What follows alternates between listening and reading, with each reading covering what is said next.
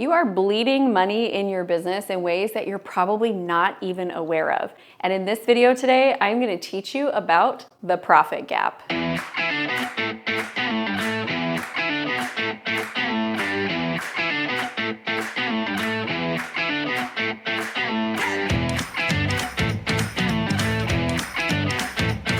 I'm Amy Walker and welcome back to Amy Exits, where we talk all things buying and selling businesses. And you might be asking, well, how is the profit gap a part of buying or selling businesses? Because when you are buying a business, you absolutely need to know what the profit gap is.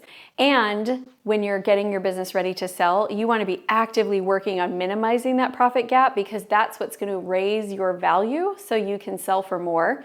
And in the meantime, just be happy that you're making more profits every single year. Today, we are going to do a deep dive into understanding this profit gap and what it looks like to evaluate when you're looking at a business, whether it's your own or one that you might want to buy. I want to guide you through what it is, why it matters, and identifying how this gap can be a game changer in your sales strategy or in your buy strategy. Think about this. Have you ever encountered a business and immediately spotted ways that it could be run more efficiently or more profitably? If you have, I'd love to hear your insights down below because I think most of us inherently know that we could be making more out of our business, but we're not necessarily sure exactly what things to focus on in order to harvest more profits. So we're going to get into it all today, but I would love to hear your experiences down below. In my journey through buying and selling businesses, pinpointing the profit gap has consistently been a critical factor in making successful investments. I actually like to see a profit gap on the buy side. I do not want to see a profit gap on the sell side, and here's why. That profit gap is representing if sales did not change at all, but you just focus on increasing profitability to be at the top end of your industry's expectation. What more could you be making each year? I actually kind of like when I see a business that I'm buying where their profit gap is big because that tells me that I've got a lot of room for improvement. If I just focused on increasing efficiencies, I wouldn't even have to grow sales in order to grow profits. But on the seller side, if I own a business, I want to be at the top end of the profits for the business that I own in the industry in which it sits. Because I don't want to be leaving money on the table year after year after year. That adds up to massive amounts of cash over time. When most of us think of increasing our profits, we think immediately of increasing sales. But what if you didn't even have to increase sales? What if you didn't need to work with more clients? What if you didn't need to chase more business? And instead, you could just focus on improving this profit gap. That's what we're focusing on today. And the best part about increasing your profits is, yeah, you're gonna have more money in your pocket every single year until you sell. But when you sell, you are actually gonna sell for a higher multiplier and you're gonna be a lot closer to reaching that best-in-class status where you can claim the top multiplier for your industry. So stick with me and let's get into how to identify these gaps, assessing their potential, and most importantly, how do you bridge that gap between them in order to maximize your return on investment so we can truly unlock the full potential of your business? So let's go over the formula for what the profit gap is. The profit gap is the difference between the business's current profitability and the maximum it could potentially achieve with optimal operations. This gap often exists due to inefficiencies. It could be you're underutilizing your resources or your people, you've got missed market opportunities. But we're not just coming up with some random number that we are totally guessing on. What we're actually going to do is figure out the EBITDA to sales number. If you divide your EBITDA by your annual sales, it's going to come up with a percentage. And then you can take that percentage and put it in as where you are currently at. But you can also research, go online, do some Google searches, and you can find out what is the standard in your business. If you're currently running at 12% profits and your industry is running at 25% profits, you've got a 13% difference between where you are and where you could be if you were run more efficiently. That percentage represents money every single year. I know we're all so focused on let's bring in new business, let's market, let's sell, but marketing to a new client is actually kind of expensive and pricey and time consuming. Fixing the inefficiencies in your business does not require extra marketing dollars. It just requires finding the messes, cleaning them up, and creating a more cohesive strategy. Identifying this profit gap is crucial for several reasons. It helps investors and buyers understand the true value of the business beyond its current performance. performance. More importantly, it outlines the roadmap for post-acquisition improvements and growth strategies.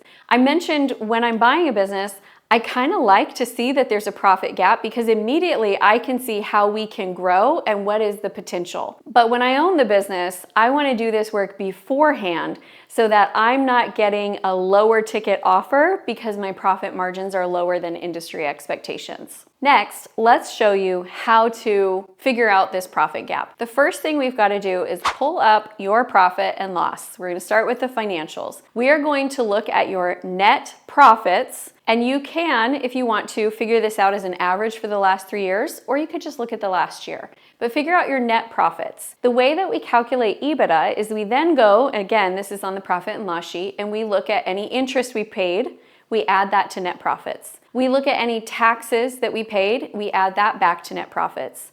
Then we look at any amortization or any depreciation, and we add those back in.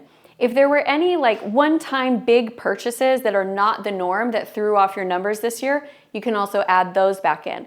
That is going to give you your EBITDA. If you're doing this because you're looking to prepare to sell, I would go one step further and I would recast your EBITDA. What that means is now you're going to look at any personal expenses that are being run through the business that once you sell, they're no longer going to be run through the business. They're going to fall back on your shoulders. Put those back in because that recasted EBITDA is going to show you most accurately what the new owner would be able to expect to take out of this business in terms of cash. Once we have that number, we're now going to divide it by the annual sales represented in that same calendar year. Or if you're doing a 3-year average, we're going to do the average sales for the last 3 years. This is going to give you your percentage of EBITDA to sales. Then we're going to go online and we're going to look for the industry average. What are most companies doing? And usually you'll be able to find kind of a range, like average is this, top end is this. Now you can go in and you can recast your numbers based on each of those different formulas. I can already hear you being like, the math, slow it down, I'm gonna have to rewind this. Or you could actually just download the calculator that I've created for you where you can put in all of the numbers and it will calculate it for you. I'm gonna drop a link down in the description below, and this is gonna calculate not just your profit gap, but also your value gap and your wealth gap. It's a super helpful tool. And if you don't know what those other two things are, I've made a video on the wealth gap and on the value gap, and you will probably want to watch them all three so you understand what all of those numbers mean. So now we have the data, we need to look at the data, we need to analyze it, and then make decisions on what we're going to do from there. I just ran numbers with a small business owner, and when we got back her profit margin, it was already almost at the top of what her industry does. There really wasn't a lot of room for growth there. So we came up with a couple of areas that she could work on to try to improve the profit gap. But in reality, her business really needed to grow through either sales, marketing, or acquisition. I also recently had a conversation with another business owner where he was pretty far below what the industry average was. So his business plan, instead of focusing on sales, marketing, and growth through acquisition, his business really needed to focus on processes, systems, efficiency within his team, and paying attention to spending. And so the business plan for those two looks widely different. I think it's really dangerous when we start coming up with a growth plan and our growth plan is not based off of understanding our numbers and where our numbers sit in comparison with the others in our industry. I think this is a really important part to actually get the numbers and use that as a benchmark, and then we can start to create the game plan. We can look at this as bad news, but honestly, I think this is good news. This shows you that you have money to harvest from your business. My in-laws have this variation of orange tree that actually produces fruit all year long, but they're getting old. And so they pick all of the oranges off the bottom. And when we go, there are always amazing oranges. We just have to be willing to go and look for them farther up top. That's what I see business owners doing with their profits. They're just simply like gathering what's easy and low-hanging fruit. But if they would just pull out a ladder, look a little higher up, there's tons of fruit. There's tons of opportunity within your existing business as it is. So this could be everything from your production processes to employee productivity. All of that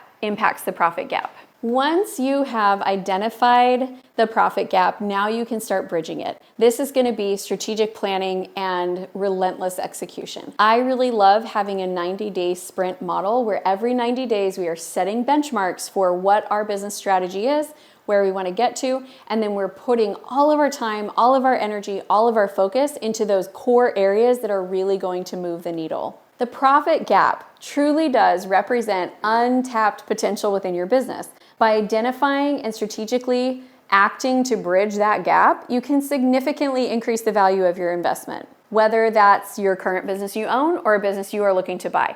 I just want you to remember that the most successful investors see not just what a business is, but also what it could be.